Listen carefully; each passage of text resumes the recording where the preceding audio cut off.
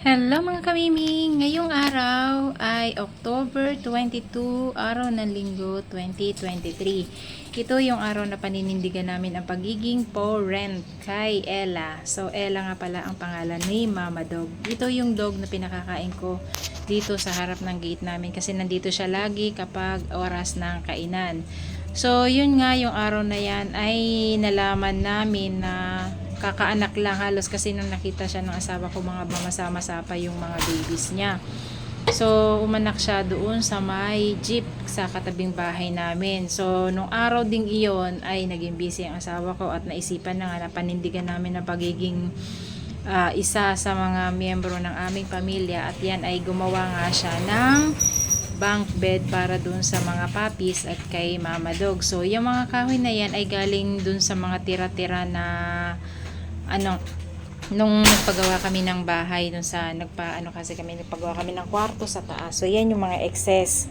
So pinagtagpi-tagpi niya hanggang sa nakabuo ng isang higaan, at nilagyan na rin niya ng paa at saka yung parang kuna. Hindi nga lang siya masyadong kataasan, at nilagyan niya ng sapin. Yung sapin na yan ay sako na galing sa mga cat food na binibili ko para naman sa mga miming ko. So yan, tapos na nga, at nilagyan na niya ng sapin para komportable naman may higa dyan si Mama Dog at saka yung mga puppies niya.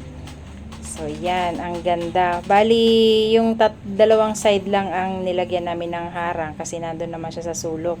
Yan nga pala ay doon yan sa likod bahay namin, doon sa taas sa may laundry area. At ito na nga, susunduin na namin yung mag-iina kasi nasa sa upuan pala siya ng jeep nakapanganak.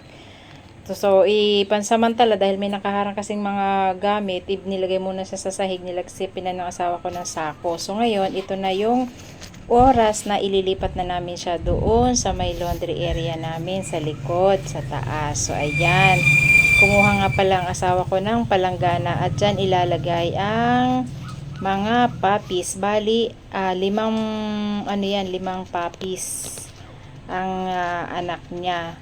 So yan, nag-aalala siya kasi kinukuha, kala niya kung saan dadalhin yung anak niya, naiyak siya. So ang sabi ng asawa ko, buhatin ko daw yung nanay, hindi, sabi ko ayoko. Kaya ang bumuhat nung mga bata, ako yung nasa palanggana, tapos siya naman yung nanay kasi nasa likod, mabigat pati siya. So iaakyat pa namin siya doon sa taas. Kaya yung asawa ko ang bumuhat kay Mama Ella. At yan na nga, nasa likod bahay na namin siya. At yan, tontuwa na siya. Dahil meron na silang magandang matutulugan at komportable. So yan, inilapag na ang kanyang 5 anak. So yan, akala niya siguro may natira pa. Kaya bumaba siya, tiningnan. Yan, hinahanapan pa niya nung binilang ko at sinabi kong kompleto yan. Saka lang siya humiga. Ayan.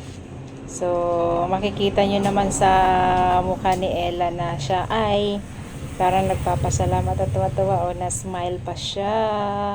At yan na nga, nilagay na yung mga anak niya doon para makadede. So iyan, pansamantala, iyan muna ang kanilang bahay. So hanggang sa susunod na update mga kamiming, mga kadogi na pala. Anyway, anyhow, doggy at saka miming na kayo ngayon. Mga kamiming, mga kadogi. So yan, hanggang sa susunod na update. So yan ang kanilang day 1. So dyan naubos ang oras namin sa yung family day namin, naging doggy day. So consider na rin naman silang isa sa family members ng Mendoza. So ayan yung addition. Yan yung blessed Sunday kami ngayon.